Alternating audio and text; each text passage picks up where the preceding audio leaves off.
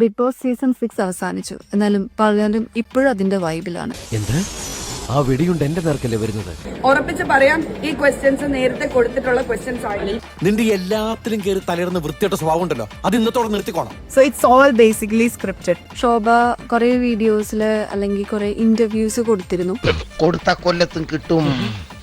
അപ്പൊ ലോകം മുഴുവൻ കണ്ട 15 years ആയിട്ട് ഞാൻ ജഡ്ജിങ് പല വേദികളിലും പല ഇതിലും ഞാൻ ജോലിയായിട്ട് പോയിട്ട്.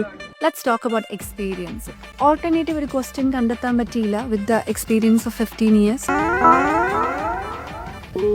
എനിക്ക് അങ്ങനെയുള്ള എക്സ്പീരിയൻസ് ഒന്നുമില്ല, പിന്നെ പറഞ്ഞിട്ടുള്ള അറിവാണ്.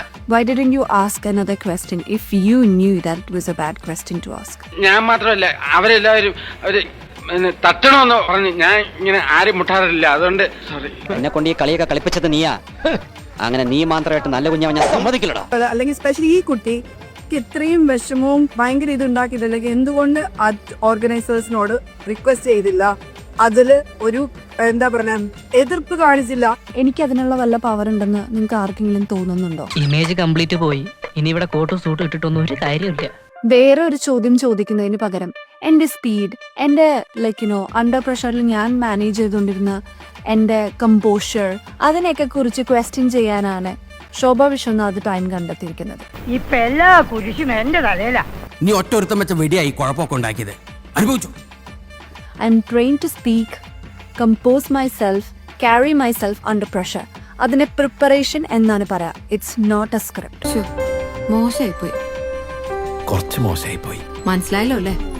അന്ന് ആ രാത്രി സംഭവിച്ചത് സ്ക്രിപ്റ്റഡ് ആയിരുന്നില്ല. എനിക്കാരും പറഞ്ഞു തന്നതല്ല, എന്റെ തന്നെ വാക്കുകളാണ്. കാലഘട്ടം അങ്ങനെയാണ് സാർ. സാറിനെ പോലുള്ള ഒരു സൂക്ഷിക്കണം. അടുത്ത് നിൽക്കുന്നവന്മാരെ പോലും നമുക്ക് വിശ്വസിക്കാൻ നോക്കിയില്ലേ? ഉത്തരം പറഞ്ഞ ഞാനല്ല ഇവിടെ പ്രശ്നം. ചോദ്യമുണ്ടാക്കിയവരും ചോദ്യം ചോദിച്ചവരുമാണ്. അതിനിവിടെ നമ്മൾ പെണ്ണുങ്ങൾ മാത്രമല്ലേ ഉള്ളൂ.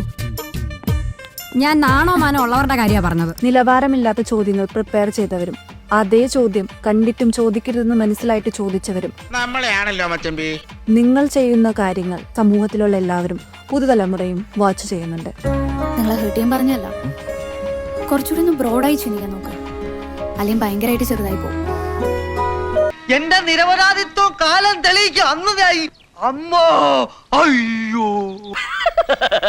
തൽക്കാലം ഇത്രയും മതി. വരട്ടെ.